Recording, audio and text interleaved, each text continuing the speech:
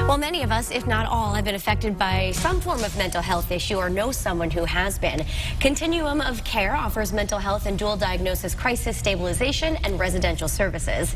Joining us today is VP of Acute and Forensic Services, John Lebeniuk, and Mom, Carol Hart. Thank you both for being here. Thank you.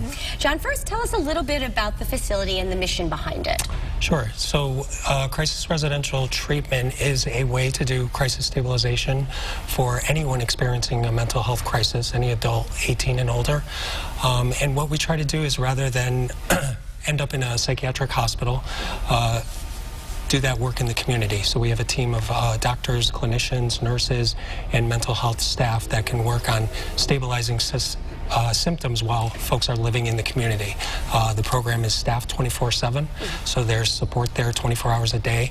And what's unique about the house is we offer long-term care afterwards. So usually in a psychiatric hospitalization, 10-14 days, people are discharged home with an outpatient appointment 2 weeks later. Then what though, right? You probably still need some help. Right. So we offer step-down residential facility, supported housing, ongoing treatment with the same team of people that were working with you in the beginning, which I think is really important. It is. And Carol, share your experience with us. You're going to tell us a little bit about your son. Well, my son has schizoaffective disorder, and he's been suffering from mental illness for 18 years now. He's been in and out of long-term hospital and different housing opportunities that haven't worked for him until now. How did you find Continuum of Care? Well, he was at Bridgeport Hospital, and it was the staff there, came up with the suggestion that maybe he'd be allowed to move out of the hospital into housing. And it's made a big difference for him? Yes. Yes, it has. He's actually stayed well and continues to thrive well in New Haven, and it must be a big relief for you as a mom, right? Yes, no matter what age, you always worry. Yes, you do, yes. And what's the difference between this program and other programs is that he has, it's tailored for him, so they work with what works for him, and he's thrived. It seems like there's a lot of attentive care, a personal care, which you might not get in a bigger facility. Yes.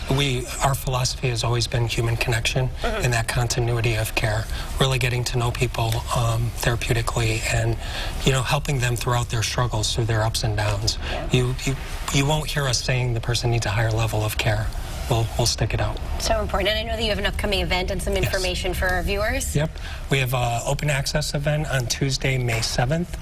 From noon to 5:30, there'll be drop-in hours, so family members or loved ones or folks that are struggling can come speak with our experts. And then from 5:30 to 7:30, there'll be a panel discussion so that you can meet the team, the clinicians, the doctors that will be doing the work. And we'll be discussing our services and what we have to offer. Well, it'll get to know you. So important, right? Yeah. And Carol, most importantly, your son's okay? He's doing well today?